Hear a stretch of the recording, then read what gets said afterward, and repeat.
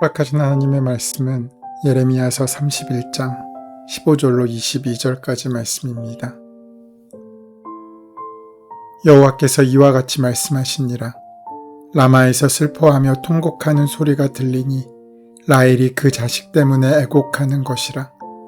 그가 자식이 없어져서 위로받기를 거절하는도다. 여호와께서 이와 같이 말씀하시니라. 내 울음소리와 내 눈물을 멈추어라. 내 일에 삭을 받을 것인즉 그들이 그의 대적의 땅에서 돌아오리라. 여호와의 말씀이니라. 너의 장래에 소망이 있을 것이라. 너의 자녀가 자기들의 지경으로 돌아오리라. 여호와의 말씀이니라. 에브라임이 스스로 탄식함을 내가 분명히 들었노니 주께서 나를 징벌하심에 멍에에 익숙하지 못한 송아지 같은 내가 징벌을 받았나이다. 주는 나의 하나님 여호와이시니 나를 이끌어 돌이키소서. 그리하시면 내가 돌아오겠나이다. 내가 돌이킨 후에 뉘우쳤고 내가 교훈을 받은 후에 내 볼기를 쳤사오니 이는 어렸을 때의 치욕을 짐으로 부끄럽고 욕됨이니이다 하도다. 에브라임은 나의 사랑하는 아들 기뻐하는 자식이 아니냐. 내가 그를 책망하여 말할 때마다 깊이 생각하노라. 그러므로 그를 위하여 내 창자가 들끓으니 내가 반드시 그를 불쌍히 여기리라. 여호와의 말씀이니라. 처녀 이스라엘아, 너의 이정표를 세우며 너의 편말을 만들고 큰 길, 곧 내가 전에 가던 길을 마음에 두라. 돌아오라. 내 성읍들로 돌아오라. 반역한 딸아, 내가 어느 때까지 방황하겠느냐. 여호와가 새 일을 세상에 창조하였나니 곧 여자가 남자를 둘러싸리라. 오늘 본문 2절에서 출애굽과 광야 시절의 역사를 상기시켜 하나님의 영원한 사랑이 이스라엘을 회복으로 인도하실 것을 말씀하셨던 것처럼 15절부터는 라헬의 슬픈 역사를 상기시키시며 하나님의 애틋한 사랑의 마음을 보여주고 있으십니다. 오늘 본문인 15절로 22절의 말씀은 하나님께서 우리의 고통을 알고 계시며 그러기에 울지 말라고 하십니다. 왜 울지 말라고 하십니까? 슬픈 사람에게 우리가 울지 말라고 한다면 그것은 약간의 공감은 될 수 있지만 그것이 궁극적인 해결책이 될 수는 없을 것입니다.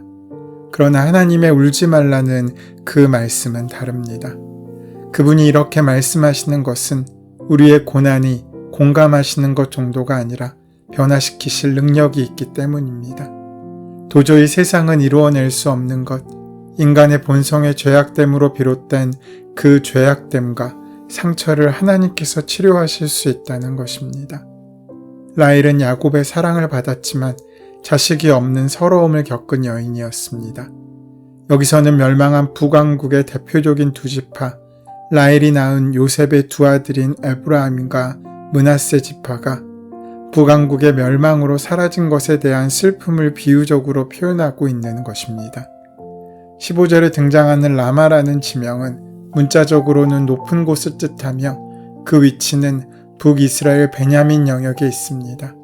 이곳은 라헬의 무덤 근처로 알려져 있으며 라헬이 자식 때문에 슬피 울었던 곳이었습니다. 라마에서 슬퍼하며 통곡한다라는 말씀은 유다가 함락되고 백성들이 바벨론으로 끌려가면서 라마를 지날 때 포로로 끌려가던 백성의 슬픔을 라헬의 슬픔에 비유한 말씀입니다.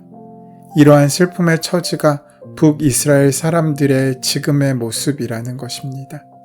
그런데 하나님께서는 16절에서 울고 있는 라헬에게 내 울음소리와 내 눈물을 멈춰라 라고 말씀하십니다.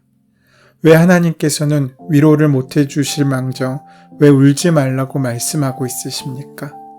울고 싶을 때 울지 못하면 어찌 슬픈 마음을 조금이라도 달랠 수 있겠습니까? 그런데 하나님께서 슬픔에 빠져있는 사람에게 내 울음소리와 내 눈물을 멈추라고 말씀하셨다면 그 이유가 있지 않겠습니까? 16절 하반절에 내 일에 삭을 받은 것인즉 이라는 말씀은 이제 슬픔과 괴로움에 대한 대가, 위로가 있겠다는 말씀입니다. 그것은 바로 그들이 그들의 대적의 땅에서 돌아오리라는 것입니다. 북이스라엘 사람들의 귀환을 의미합니다. 하나님께서는 당신의 백성들의 마음을 너무나 잘 아십니다. 히브리서 4장 15절에서 예수님을 표현할 때 채울하시는 주님이라고 말했습니다. 여기서 채울이라는 말은 자신이 직접 겪어보았기 때문에 상대방을 깊이 이해하여 가지는 동정심과 불쌍히 여기는 사랑의 마음을 뜻합니다. 그저 머리로만 알고 있는 지식이나 이론으로서가 아니라 나 자신이 직접 그 모든 고통과 갈등과 좌절, 낙심 등을 겪어보았기 때문에 내 마음과 가슴으로 그 누군가를 이해하고 그와 같은 심정이 되는 것을 곧 채울이라고 할 수 있습니다. 예수님께서는 이 땅에 오셔서 그저 머리로만, 지식으로만 우리의 상황을 아시는 것이 아니라 몸소 그 삶을 통하여 우리의 아픔과 질고를 경험하셨습니다. 그러기에 우리의 모든 상황과 형편을 아십니다. 그런 예수님께서 우리를 향하신 그 사랑의 마음이 바로 채울의 사랑입니다. 그분은 우리가 이 땅에서 겪을 수 있는 정신적, 육체적 모든 고통의 경험자이십니다. 그러므로 우리가 어떤 문제를 가지고서라도 그분께 나아갈 수 있으며 그분은 우리의 하소연과 넋두리를 들어주실 수 있는 자격이 있으신 것입니다. 우리와 함께 공감하시고 긍휼히 여기시는 하나님의 그 마음이 다른 어떤 위로의 말보다 더 큰 위로의 선물이지 않겠습니까? 하나님께서는 이처럼 우리를 회복시켜 주실 때 우리가 상상한 것 이상으로 또 우리의 마음의 가장 작은 것까지 위로해 주시는 하나님이십니다. 이스라엘 백성의 삶은 강자에 의해 세워지고 누리고 빼앗기고 다시 얻은 삶이었습니다. 그들에게 그러한 삶은 죽음을 맞이하지 못하는 삶이었습니다. 그 삶이 죽음과 같은 것이었으니 구태여 죽음과 삶의 경과를 나눌 이유가 어디에 있겠습니까? 그들이 살아내야 하는 삶은 어디로 나아가야 할지 모르는 삶이었고 살아내야 하는 의미를 떠올리기보다는 그저 감당하고 견뎌야 하는 삶이었습니다. 15절의 말씀처럼 라헬이 그 자식이 없어져서 위로받기를 거절하는 삶, 이것이 지금 이스라엘 백성이 살아내야 하는 삶의 현실이었습니다. 그런데 하나님의 말씀이 들린 것은 이스라엘의 삶에 그 절망과 한숨으로 무너져버린 그 틈이 생겨난 이후에 그 틈으로 스며들게 된 것입니다. 하나님께서는 유다 백성이 바벨론에게 짓밟히겠지만 울지 말라고 하십니다. 왜냐하면 소망이 있기 때문입니다. 하나님께서는 그들이 다시 살아야 할 새 삶을 규정하고 있으신 것입니다. 그 삶을 세우시는 분도 하나님이시고 그 삶으로 나아가게 하실 방향도 하나님이시며 그리하여 새롭게 살아내야 하는 삶의 의미도 하나님의 안에 있었습니다. 이스라엘이 다시 시작하는 삶은 눈물을 닦고 소고를 들어 춤을 추는 삶이었고 무너져 내린 땅에서 포도 열매를 거두는 삶이었습니다. 당신의 백성을 향하신 하나님의 진심은 이러하였습니다. 오늘 본문 20절의 말씀입니다. 에브라임은 나의 사랑하는 아들 기뻐하는 자식이 아니냐. 내가 그를 책망하여 말할 때마다 깊이 생각하노라. 그러므로 그를 위하여 내 창자가 들끓으니 내가 반드시 그를 불쌍히 여기리라. 만들다와 낳다는 다릅니다. 만든 것은 피조물이라 하지만 낳은 것은 아들이라고 합니다. 사람은 하나님이 낳은 자가 아니고 하나님이 만든 자입니다. 따라서 사람은 하나님의 아들이 아니고 하나님의 피조물이라고 해야 맞습니다. 그런데 하나님께서는 이렇게 피조물된 사람에 불과한 이스라엘에 대해 아들이라고 말씀하십니다. 내가 너를 지명하여 낳았다라고 말씀하고 고백하고 있으신 것입니다. 그 이스라엘을 사랑하는 아들, 기뻐하는 자식이라고 부르십니다. 하나님은 조물주의 자리에서 이스라엘을 그저 내려다보고 있으신 것이 아니라 아버지의 자리에서 이스라엘과 눈을 맞추고 계셨던 것입니다. 눈을 맞추는 바로 그 마음이 하나님의 영원하신 사랑입니다. 그러하셨기에 이스라엘의 죄를 보시고 징계를 하실 때도 창자가 끊어지는 아픔을 견디셔야 했습니다. 그 진심을 누가 헤아렸으며 누가 그 마음을 가늠해 보았습니까? 하나님보다 죄를 원했고 죄의 달콤함에 취해 살면서 자기 자신에게만 몰두하여 하나님이 어디에 있냐고 보채기만 하고 우리와 함께 있어 주시기를 원하시는 하나님도 귀찮아했던 우리가 아니었습니까? 그럼에도 불구하고 하나님은 야곱을 구원하십니다. 사람을 속량하십니다. 하나님께서 이스라엘에게 주고 싶으신 것이 여기 있습니다. 곡식과 새 포도주와 기름, 그리고 어린 양떼와 소떼입니다. 처녀들의 춤과 즐거움, 청년과 노인의 웃음, 온 이스라엘을 향한 위로와 기쁨입니다. 가만히 보니 구원의 삶은 그리 거창한 것이 아닙니다. 일상의 음식, 일상의 춤, 일상의 웃음이 가득한 삶입니다. 대륙을 정복하는 영웅의 칼에 구원의 빛이 걸려 있는 것이 아니라 오히려 땅에서 곡식을 캐는 농부의 곡괭이질에 하나님의 구원이 담겨나고 넘실거립니다. 세상의 중심이니 복판이니 하는 말에 현혹당하지만 않는다면 내가 지금 두 발 딛고 서 있는 곳에 가득 찬 하나님의 역사와 구원을 볼 수 있다는 것입니다. 그 구원을 살아내는 삶, 그 삶이야말로 하나님과 다시 사는 삶입니다. 그 삶이어야말로 하나님이 이스라엘에게 주고 싶으셨던 삶이었고 우리에게 주고 싶으신 삶입니다. 18절과 20절에 나오는 에브라임은 요셉의 둘째 아들이자 라헬의 손자입니다. 그리고 에브라임은 북이스라엘의 중심이 되었던 지파입니다. 하나님의 은혜를 경험한 에브라임은 하나님께서 그들을 돌이키게 하신 후에 뉘우쳤고 교훈을 받은 후에 자책합니다. 에브라임이 말하기를 하나님께서 못난 송아지 같은 자신을 징벌하셨다고 고백합니다. 에브라임은 회개가 하나님의 은혜 안에서 가능하다고 고백할 정도로 자신에게 주어진 징벌을 통해 성숙한 사람이 되었습니다. 주권 상실이라는 고난을 통해 얻은 값진 교훈을 받은 후 스스로 뉘우침으로 자신의 엉덩이를 때렸습니다.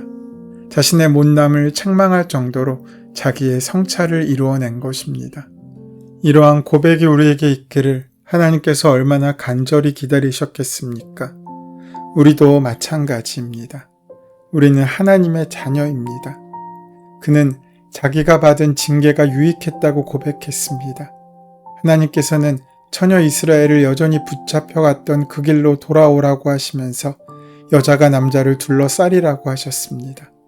이 표현은 하나님의 은혜로 믿기 어려운 일이 일어날 것을 말씀하시는데 여기서 남자는 아내가 다시 사랑으로 포옹해 오기를 기다리시는 남편이신 하나님입니다.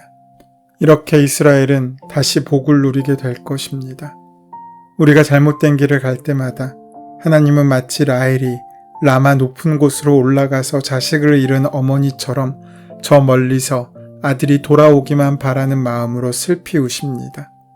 그런데 탕자와 같은 자식이 인생의 고난을 통해 자신의 잘못을 뉘우치고 자신의 과거를 부끄럽게 여기며 하나님께 나아와 고백하니 그 얼마나 감동이겠습니까?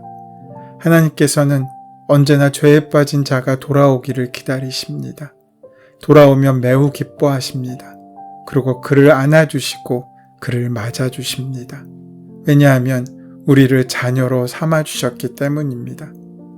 21절부터 22절의 말씀은 하나님께서 자녀들이 잘 돌아오기를 바라는 마음으로 이정표와 푯말을 세우고 돌아오는 길을 잊지 말라는 말씀입니다. 오늘 하루도 세상에서 살아가지만 그 가운데 방황하지 않고 하나님의 말씀에 이정표와 푯말을 세워 하나님께서 원하시는 그 길을 걸어갈 수 있어야 합니다. 하나님께서 원하시는 길을 하루하루 걷다 보면 그것이 디딤돌이 되어 하나님께서 예비해 주신 복된 미래를 맞이할 수 있게 될 것입니다. 하나님께서는 당신의 백성을 인도하시고 보호하십니다. 우리의 삶을 책임지신다는 것입니다. 하나님만 의지하는 삶의 축복인 이유가 바로 여기에 있습니다. 가장 불쌍한 인생은 자기가 자기의 인생을 책임지는 것입니다. 우리가 우리의 인생을 책임져야만 한다면 얼마나 불행하겠습니까? 그런데 하나님께서 우리를 보호하신다고 약속하십니다. 우리의 삶을 책임지시겠다고 하십니다. 그 하나님이 어떤 하나님이십니까? 영원하시고 모든 것을 주관하시며 전능하신 분이십니다. 오늘 우리가 해야 할 일은 무엇입니까? 바로 그 하나님 없이 살 수 없음을 고백하고 그 고백으로 살아가는 일입니다. 그렇게 주님께서 허락하시는 귀한 축복과 은혜를 만나고 누리는 저와 여러분의 복된 하루가 되시기를 소원하고 축원합니다. 은혜의 주님, 절망 가운데 있는 사람에게 위로를 주신 하나님을 잊지 않게 하옵소서. 오늘 하루 하나님께서 보여주시는 말씀의 이정표와 편말을 따라 회복의 길을 걷게 하여 주시옵소서. 예수님의 이름으로 기도드립니다. 아멘. 이제 오늘 이 아침 우리에게 허락하신 오늘 본문의 말씀이 지금 나에게 말씀하신 하나님의 음성으로 만나지기 위하여 본문의 말씀을 깊이 묵상하시고 함께 기도하는 시간 가지도록 하겠습니다. 함께 기도합니다.